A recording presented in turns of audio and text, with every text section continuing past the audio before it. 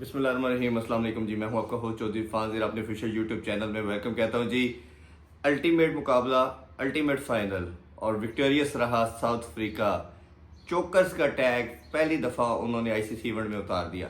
आल दो के 98 में उन्होंने पहला जो चैंपियन ट्रॉफी का फाइनल था वो भी जीता था, बट अगर हम we talk about the world cup event, जैसे T20 वर्ल्ड कप की बात करें, ओडीआई वर्ल्ड कप की बात करें या टेस्ट चैंपियनशिप की बात करें, तो उसमें उनकी कोई विक्ट्री नहीं थी। हमेशा पिछले साल तक वो सेमीफाइनल तक पहुंच के हार जाते थे। लास्ट ईयर T20 के फाइनल तक पहुंचे, भारत के हाथों शिकस्त होगी उनको, और पूरी उनकी जो नेशन और या दुनिया में यही फेमस था कि दे आर चोकर्स और ये टाइटल नहीं जीत पाते। बड़ा लंबा वेट किया, जो कंट्री की सिचुएशन थी, जो टर्बुलेंस थी, जो रेसिज्म का मसला था, उससे वो बाहर आए। नेल्सन मंडेला ने यूनाइट किया और 92 से ये जर्नी इनका शुरू होता है समहाउ। और रग्बी में ये ऐसी कौम है कि जो हमेशा टाइटल जीतते रहते हैं। बट उसके अलावा सेकंड नंबर पे जो स्पोर्ट उनको पूरी नेशन को यूनाइट करती है वो क्रिकेट थी।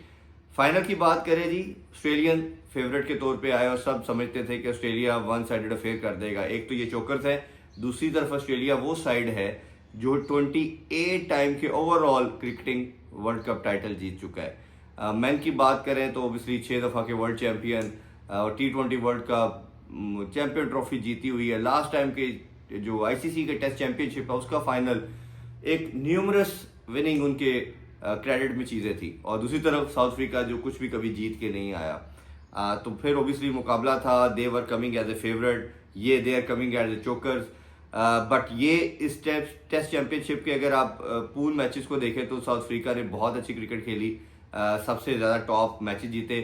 कैप्टन टेम्बा बमूमा की बात करें तो बमूमा जैसे कैप्टन है कि 8 कंसेक्टिव मैचेस जीते हैं, कोई एक मैच नहीं हारे। हमारे से पाकिस्तान से एक वो हारा हुआ मैच जीत के जब ऑलमोस्ट 50 प्लस चाहिए था, 2 विकेटें रह गई थी, बट हम आउट नहीं कर पाए। 150 इन्होंने चेज करना था। आज के मैच की बात करें जी, टेस्ट मैच की बात करें तो 2 स्टैंड आउट परफॉर्मेंस नज़र आती है। अगर साउथ अफ्रीका की बात करते हैं, नंबर 1 जो बात करेंगे तो वो तो ओबियसली मैकरम की बात करेंगे, कोई डाउट नहीं है, कोई सेकंड थॉट नहीं है कि deserving man of the match. जब हम टेस्ट की बात करते हैं तो टेस्ट है नर्व्स का, रेजिलियंस का, आपके टेम्परामेंट का, तो सारों को अगर जेल करें तो मार्करम बनता है। और आप ये देखें कि ऐसी टेस्ट मैच के अंदर किसी को फेयरवेल नहीं दिया होगा। अनफॉर्चुनेट रहे कि जब 5 रन रह गए थे, वो चाह रहे थे कि मैं विनिंग शॉट खेल के मैच को फिनिश करूं, तो बड़ी शॉट खेलते हुए वो कैश आउट हो गए। बट मैच तब तक वो ख़त्म कर चुके थे, शायद उससे पहले ही ख़त्म कर चुके थे। But outstanding performance, outstanding century, 136 ऐसी कंडीशन के अंदर जहाँ पहले 138 पे आप आउट हुए हो, जहाँ पहली इनिंग्स में आप 0 पे आउट हुआ हो, पेयर आपके पास लेने का पूरी पॉसिबिलिटी मौजूद हो, और दुनिया की बेस्ट बॉलिंग लाइनअप, मतलब एक डेकेड से दुनिया की बेस्ट बॉलिंग लाइनअप ऑस्ट्रेलिया को कहा जाए तो बिल्कुल कहना गलत नहीं होगा। 2 दफ़ा ओडीआई का वर्ल्ड कप यही बॉलिंग लाइनअप जिता चुकी है, T20 वर्ल्ड कप जिता चुकी है, टेस्ट चैंपियनशिप यही बॉलिंग लाइनअप जिता चुकी है।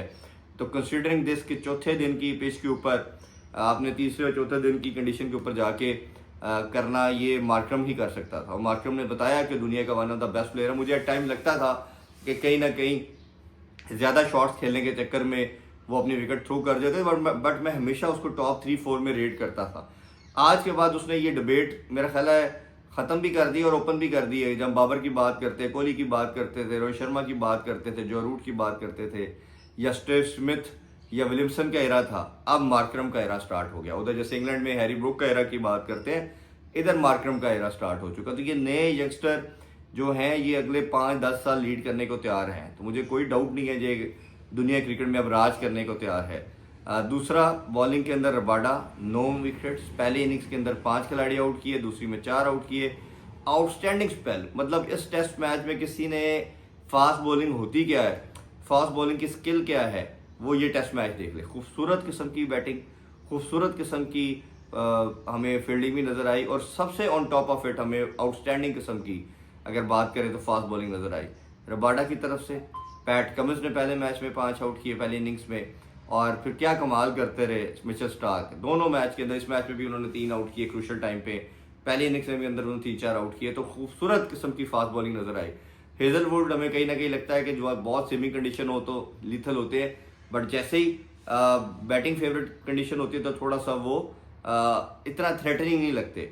और मुझे लगता है कहीं ना लक ने साउथ अफ्रीका का भी साथ दिया। और जब साउथ अफ्रीका बैटिंग करने आया तो आपने को मालूम है, जो इंग्लैंड की क्रिकेट को जानते हैं, कि जब क्लाउडी वेदर होता है, जब आपको लगता है कि रेन फोरकास्ट है, तो बॉल बहुत हिलता है, सीम और स्विंग बहुत करता है। वह कल भी और आज भी, जब ये मार्करम और बमूमा बैटिंग कर रहे थे और आज भी जब साउथ अफ्रीका बैटिंग करने गए, तो सारा दिन धूप उनका इस्तकबाल करती रही। और मुझे लगता था कहीं ना कहीं कि कुदरत भी चाहती है कि ये चोकर्स का टैग उनसे हटे, और they have done the wonders. उन्होंने अपनी टीम को, अपनी नेशन को, अपनी पूरी क्रिकेटिंग नेशन को, आने वाली जनरेशन को, मेरा ख्याल है उन्होंने एलिवेट किया इस बंच ने, इनके कोच ने। और टेम्बा बुमो ने वो कर दिया जो साउथ अफ्रीका के बड़े से बड़े लेजेंड्स ना कर पाए। आप लिस्ट में नाम लेना शुरू करेंगे तो आज ग्रैम स्मिथ भी था, पॉलक भी थे, फिर एबी डिविलियर्स भी आए, यू नेम इट, बहुत बड़े बड़े नाम भी इनके कप्तान आते रहे, बट कोई भी अपनी कंट्री को कोई टाइटल नहीं जिता पाया। और एक बड़ा ही हम्बल आदमी, बड़ा ही लो प्रोफाइल दिखने वाला बंदा, उसने अपने कंट्री को आज एक ऐसी अचीवमेंट दे दी जो शायद सदियां याद की जाएंगी। इनकी नेशन इसी विक्ट्री की वजह से मुझे लगता है कि एलिवेट हो जाएगी। जिस तरह उनकी क्राउड ने उनको सपोर्ट किया, जिस तरह उनके क्रिकेटर आज खुशी से रो रहे थे, जिस तरह उनके एक्स क्रिकेटर्स, फॉर्मर क्रिकेटर्स आके उसको सेलिब्रेट कर रहे थे, तो ये मेरे ख्याल it's has lot for the nation. और ये जो मैं बात करता हूँ कि क्रिकेट एक ऐसी स्पोर्ट है जो नेशन को यूनाइट करती है, समहाउ सब कॉन्टिनेंट की बात करते हैं, इधर सीना कंट्री के अंदर भी हम ये बात कर सकते हैं। और जिस तरह महाराज ने कहा, बमूमा ने कहा, एंड उसने मार्करम ने कहा कि ये हमारी नेशन को गिफ्ट है और पूरी नेशन इसको सेलिब्रेट करेगी, तो आई एम श्योर ये सेलिब्रेशन नहीं रुकने वाली। और शायद दुनिया क्रिकेट ये चाहती थी कि एक ही टीम जीती है फाइनल में आके तो कोई डिफरेंट कुछ हो। और शायद ऑस्ट्रेलिया के जो राज था दोबारा से 2015 के वर्ल्ड कप से 25 तक का, उसको भी किसी ने रोकना था। और साउथ अफ्रीका वो टीम बनी और उन्होंने कोई आम टीम को नहीं हराया। One of the best side, one of the best bowling lineup, one of the best side जो फाइनल नहीं हारती, उनको हरा के उन्होंने ये टाइटल जीता। तो ये उनके लिए बहुत मायने रखता है। मुझे लगता है T20 वर्ल्ड कप का फाइनल के भी ये डिजर्विंग विक्ट्री इनकी होनी चाहिए थी। 24 रन रह गए थे तो hardly they need 24 run, they have 6 wickets in hand, और विकेट्स उन्होंने थ्रो कर दी और वो चेज नहीं कर पाए। तो ये आज की विक्ट्री बहुत बड़ी विक्ट्री है, क्रिकेट की जीत हुई है। पाकिस्तान में क्या, दुनिया में हर जगह लोग इसकी बात कर रहे हैं कि क्रिकेट की जीत हुई है। जो बात की जाती थी टेस्ट क्रिकेट जो है वो हैम्पर हो रही है, कंप्रोमाइज़ हो रही है, उसका इंटरेस्ट नहीं है, जिसको थोड़ी सी भी क्रिकेट की समझ है वो ये फाइनल देख ले और उसको समझ आएगी कि इससे खूबसूरत गेम ऑफ क्रिकेट नहीं हो सकती। तो ये मेरा ख्याल है तमाम क्रिकेट लवर को बहुत बहुत मुबारक हो, एक शानदार खूबसूरत फाइनल देखने को मिला। और अगेन बहुत सारी मुबारक, हम उसको कॉन्ग्रेचुलेट करते हैं साउथ अफ्रीका टीम को, उनकी पूरी नेशन को, दे थर्ली डिजर्व इट, और वो एंजॉय करें और सेलिब्रेट करें। इंशाल्लाह नेक्स्ट शो में आपसे बात करेंगे। अपना बहुत ख्याल रखें। अल्लाह हाफिज़। पाकिस्तान जिंदाबाद।